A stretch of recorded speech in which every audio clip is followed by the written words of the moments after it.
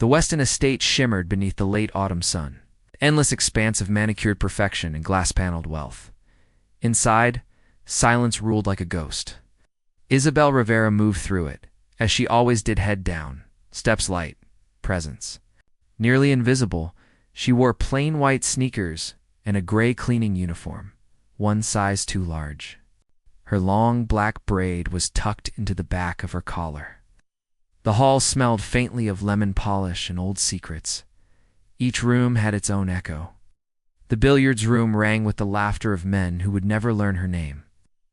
The library hummed with unread books, but it was the third-floor suite, the girls' room, that felt the quietest of all. Clara Weston was always there. She sat by the tall, arched window, legs motionless, pale fingers curled in her lap. At 15, she had once been a competitive figure skater, Isabel had overheard. A car accident changed that. Now, she stared through the glass like someone trying to remember color. Isabel was never told to clean the suite when Clara was inside. But no one had said not to, either. Today, the floor needed mopping. As Isabel filled her bucket with warm water, she hummed under her breath, soft and low, a tune her grandmother used to sing in the sugarcane fields of Veracruz. Salida, Camina la Luna, Sabra la Tiara, Call Ada, ... But she didn't even realize she'd drifted into the melody until the mop swished in rhythm. The light from the window painted a golden streak across the floor. And for a moment, Isabel imagined she was somewhere else. She turned to dip the mop again, froze. Clara was looking at her, not just looking, listening. Clara's face had changed. The usual stillness had broken. Her eyes weren't glazed anymore. They followed Isabel's hands. And then Isabel saw it. The faintest movement. Clara's fingers, tapping, barely perceptible. But there, tap, tap, tap. Isabel's heart skipped. She wasn't supposed to engage. She wasn't supposed to matter. But something about those tapping fingers, something fragile and defiant, stilled her. She held Clara's gaze and slowly, tentatively, took one step back and half-twirled. It was nothing more than a sway of her hips and a swing of the mop handle, as if dancing with a ghost. Clara blinked once. Her lips parted just slightly. Then her fingers tapped again. Isabel smiled, the kind of smile you give only when no one is watching. She didn't speak. She simply dipped the mop once more and let the melody carry them. From behind the door, footsteps echoed down the hall. Isabel snapped back to stillness. She nodded respectfully to Clara and pushed the bucket toward the hallway. As she glanced back one last time, Clara was still watching, hands quiet, but eyes alight. Isabel didn't know what had just happened. Something had, and somewhere deep inside the mansion's golden silence, something had begun to stir. The next morning, Isabel returned to Clara's room with polished shoes and a cautious heart. The girl was again by the window, wrapped in silence, her fingers resting idle on the armrest of her wheelchair. Isabel said nothing. She swept, dusted, hummed faintly. It wasn't until she reached the far side of the room that she dared glance. At Clara, their eyes met. Clara didn't look away. This time, Isabel didn't stop the tune. She let it grow stronger, fuller soft Spanish notes lifting through the air like sunlight warming cold glass. As she straightened a painting near the dresser, Isabel gave a small twirl, just one. When she turned back, Clara was watching again, but something had changed. Her chin had lifted ever so slightly. Then, a sound, a breath, a kind of caught chuckle. A laugh. Isabel's lips parted in wonder. Clara's mouth curled, not wide, not open, but unmistakable. A smile that struck Isabel like a wind through a long-closed window. She had not seen the girl smile before, not even once. She almost dropped the feather duster. The moment was gone just as quickly. Clara looked down again, but the spell was cast. Something sacred had passed between them. That night, Isabel lay awake in her attic room above the garage. A bare bulb swayed slightly overhead. Her tiny mattress creaked beneath her. She clutched. A photo of her younger brother, Alejandro, somewhere in Phoenix now. If the last message hadn't been a lie, she thought about Clara's smile.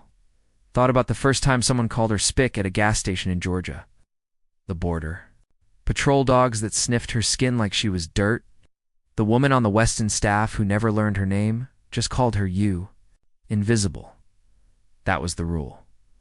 Stay small. Stay silent. Stay safe. But today Clara had seen her. Not just seen, but received her. Isabel wiped her eyes and whispered, "Gracias, Diosito." Just for that moment. The next few days fell into rhythm. Clara began turning her head when Isabel entered. Once, she reached to play a note on the small piano in the corner. The keys made a sound like rain on glass. Isabel, heart pounding, sang a single line from a childhood lullaby. Clara played another note in response.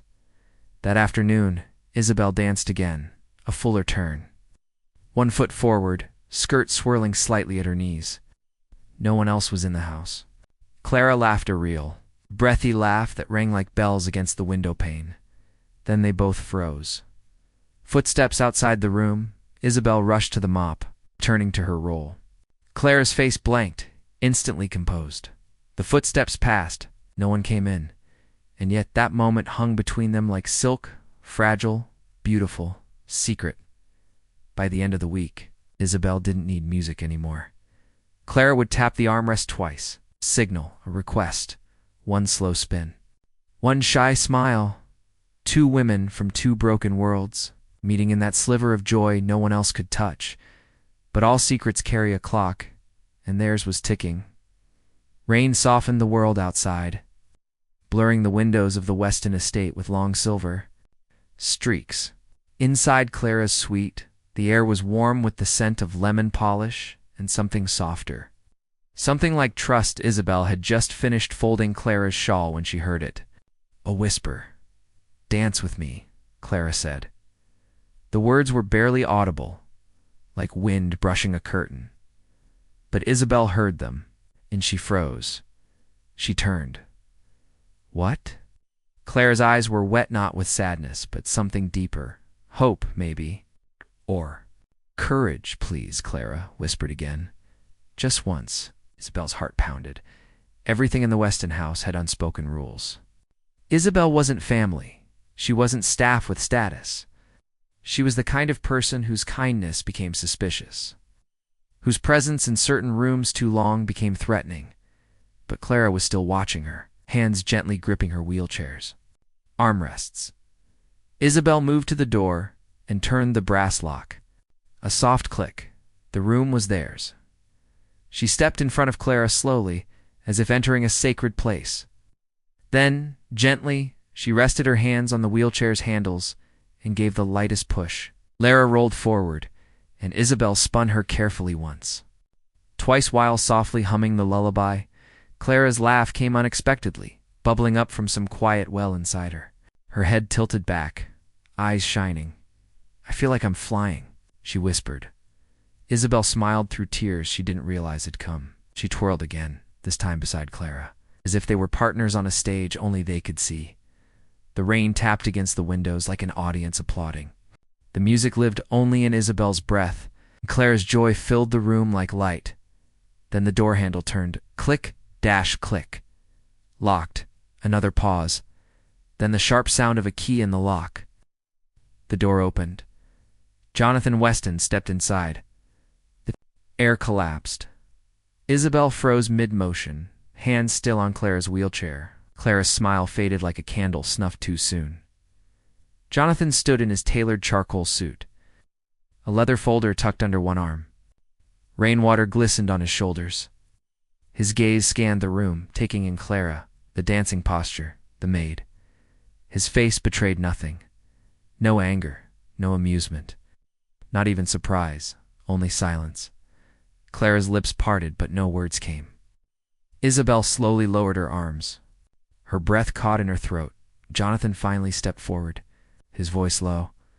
"I'll speak with you in my study," he said to Isabel. Then he turned to Clara. "Are you all right?" Clara nodded once, her eyes wide and blinking fast. Jonathan nodded, then left without another word. The door closed behind him with a quiet thud. Isabel stood still.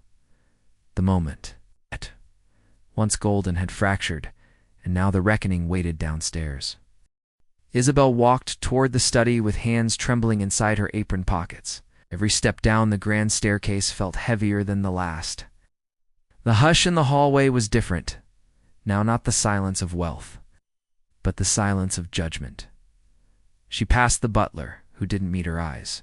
Past the tall mirror near the entrance where she caught her own reflection and saw, it's not a maid, but a woman on the edge of everything. The door to Jonathan Weston's study was half open. The rich scent of oak and tobacco hung in the air like smoke that never cleared. "Come in," he said, without looking up. Isabel stepped inside and stood by the door. Her feet didn't dare cross the threshold further. Jonathan sat behind an enormous mahogany desk, hands clasped. The room's fireplace crackled softly behind him, casting shadows on the wall. On a shelf to his right, a framed photo of Clara pre-accident. Skates on her shoulder, laughing. That girl was gone. He gestured to the leather chair across from him. "Sit." She didn't move. "I'm not going to fire you," he added, his voice colder than reassuring. "Not yet." Cautiously, Isabel sat, her back rigid. A long silence stretched between them. Then he leaned forward, resting his elbows on the desk. "Why her?" he asked quietly. She blinked. "Sir? Why did you choose her?" His voice was low, but loaded. "You've worked here almost a year, never looked me in the eye, never spoke unless spoken to. But suddenly you're waltzing my daughter around like a stagehand in a telenovela." The words stung. Isabel didn't flinch, but her hands tightened around the apron folds. She inhaled. "Because she looked like I used to. Empty." Jonathan's brow furrowed. "She doesn't speak much," Isabel continued, voice barely above a whisper. "People treat her like she's broken, like she needs to be pitied or avoided. That's how I felt when I crossed the border with nothing but a plastic bag of clothes and a name no one could pronounce." His expression didn't change, but he didn't interrupt. "I know what it is to be stared at and never seen," she added. "To be in a room full of people and feel like furniture." She looked him in the eye now, for the first time. She needed joy. "Just a little, so did I." Jonathan leaned back silent. Finally he said, "You could have gone through the proper channels." Isabel almost laughed but didn't. "Would joy have made it through your channels, Mr. Weston? That hung in the air, heavy, unyielding?" He shifted in his seat. "You presume a lot." "No," Isabel said, voice steady now. "Lived it." Jonathan stood, pacing slowly toward the fireplace. His face, usually chiseled, and confidence wavered. "I couldn't stop the car," he murmured, more to himself. "Than her, the day of the accident. I was late to a meeting. Clara had to get a ride with a neighbor's son." Isabel said nothing. "I've tried to fix things with money," he said, staring into the flames. "Doctors, therapists, tutors, but I never—" He stopped. Then, turning to Isabel, eyes heavy, he asked, "Does she really smile when you're with her?" Isabel nodded once. The question's simple. Human had cracked something. Jonathan looked down, shamed or perhaps just unsure for the first time in years. Outside, the rain had stopped. But inside the Weston estate, the storm had just begun to shift. By morning, the mansion was humming not with music, but with something sharper. Rumor had a quick tongue, and someone had clearly used it. The incident in Clara's room had spilled from one tight-lipped mouth to another until it reached the kitchens. The chauffeurs, the garden crew, they called it La Cena, the scene. "She danced with her in the room," whispered Maria. The senior housekeeper, loud enough for Isabel to hear, but quiet enough to feign innocence. "She's lucky she's not in handcuffs." Another muttered. Isabel moved through the halls like a ghost again, but this time their eyes saw her. Now it was the wrong kind of visibility, not presence exposure. Later that day, a Nania white woman named Brooke, with an expensive degree and a tendency to smile through her teeth, filed a formal complaint. She called Isabel's behavior emotionally manipulative and inappropriate. Proximity to a vulnerable minor. Jonathan read the complaint in silence. He didn't respond, but he didn't dismiss it either. That afternoon, columnist for a conservative news outlet, someone Jonathan had once donated Turin, a piece titled "Billionaires Made Over Steps," exploits disabled teen. The article included a blurry photo of Isabel entering the Weston property, her face turned down. A caption beneath that read, "Illegals in high places." By evening, half of Jonathan's board members had sent him messages of concern. One text read, "You're making headlines for the wrong reasons. Duptix Jonathan." At dinner, Clara refused to eat. When Brooke tried to feed her, she turned her face away. When her tutor asked her a question, she didn't respond. When Jonathan visited her room, she only looked out the window and said, "Bring Isabel back." Jonathan didn't reply. He stood at the doorway a long time before walking away. Downstairs, Isabel sat on a bench near the laundry room, folding linens with trembling hands. Every corner of the house had turned cold, but she didn't cry. She couldn't afford to. She thought of her mother's voice, "Dignidad mia." Even when the world won't give it to you, carry it. The door creaked open. A soft knock. It was Clara's nurse. She held a note for words, scrawled in Clara's slanted handwriting. "Won't speak again." Isabel pressed the paper to her chest.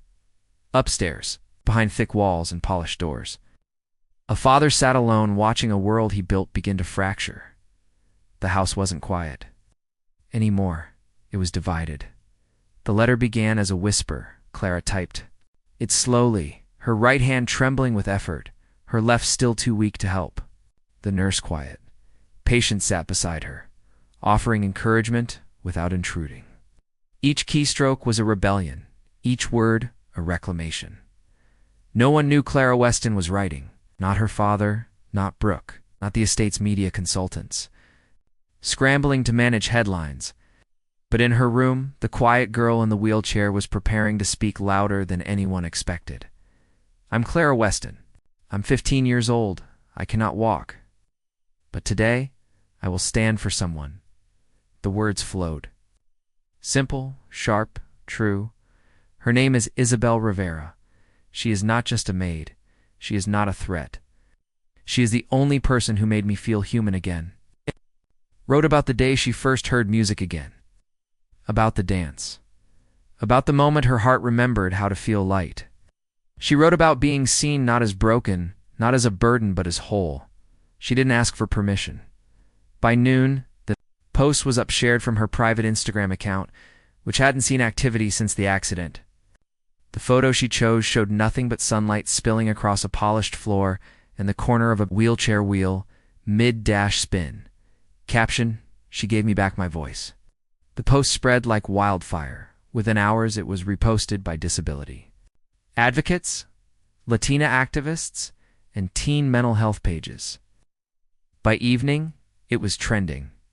Hashtag Chads bloomed. Hashtag Clara speaks. Hashtag she danced anyway. Hashtag Isabel is not invisible. Isabel sat in the garage apartment, unaware at first. But then the nurse knocked again, handed her a phone. Her own name was on the screen.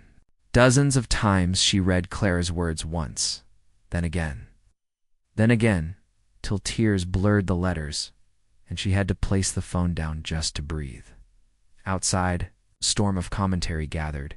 Some accused Clara of being manipulated. Others said Isabel was playing the race card. But the voices that rose above were louder, and they were with her. "We see you, Isabel." Representation with dignity. She gave the girl a reason to smile. What did her father give her? Jonathan Weston sat in his private office, the letter pulled up on 3 screens. His daughter's words struck him like thunder. Not just the message, but the clarity, the anger. She had been screaming inside her silence, and he hadn't heard her. His phone rang again. PR consultants urging him to issue a counterstatement, maybe offer Isabel a quiet severance. One board member called her a liability wrapped in a sob story. He didn't answer any of them. Instead, he turned to the photo on his desk, Clara skating across a rink, airborne, free. That girl wasn't gone. She was fighting to come back. Not because of doctors, because of him, because of Isabel. That evening, Jonathan stood at the entrance of the staff wing, hesitant. He knocked once on the laundry room door. Isabel opened it slowly. Their eyes met. "I need to ask you something," he said quietly, "but only if you're willing." The power for once had shifted. Outside, camera crews gathered beyond the gates. But inside, a billionaire was finally learning how to listen. The ballroom shimmered with money. Crystal chandeliers hung like frozen stars. Velvet drapes softened the walls, and polished silverware gleamed beneath the soft light. Guests in black ties and evening gowns sipped champagne, murmuring in curated tones. The Weston Foundation Gala for Disability Advocacy was underwear branded in record time. On stage, the podium stood empty. Isabel waited in the wings, hands damp with nerves. Her simple navy dress, a borrowed one, felt foreign against her. Skin, everything here did? Jonathan Weston stood beside her, straightening his cufflinks. You don't have to do this, he said quietly. She looked up at him. Yes, I do. Her English was careful, still fractured in places. But her voice didn't shake. A staff member nodded from the side. It was time Isabel stepped onto the stage. Alone, for a long moment, no one clapped. She took a breath and approached the microphone. Her eyes scanned the crowd. Donors, politicians, influencers, some curious, some indifferent. A few already scrolling on their phones. I come from a small village in Veracruz, she began, her accent thick but proud. Was invisible, ... for many years. In this country. Yes. In your homes. The room stilled. I cleaned floors, carried trays, heard whispers. She paused, choosing her words. People saw me, but not really. Not until Clara. Murmurs now. Familiar names passed between tables.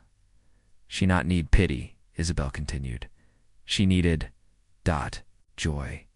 A reason to feel whole. She swallowed. And so did I. Her eyes flicked to the entrance just once, then again, and then the doors opened. Clara appeared, her wheelchair gliding quietly across the marble, hair pulled back, dressed in soft ivory. Every head turned. She moved to the stage. Isabel rushed to help, but Clara shook her head gently. She rolled up the ramp herself. When she reached the center, Clara extended her hand. Isabel took it. There was no music, no spotlight, just silence. Together they turned once, twice. Isabel stepped lightly. Clara spun slowly in place. It wasn't choreographed, it wasn't elegant, but it was real. Raw. The room stood still. Then, one by one, they rose. Not for performance, for truth. For a maid who never asked to be seen, only to be human. For a girl who had once been silent and danced anyway.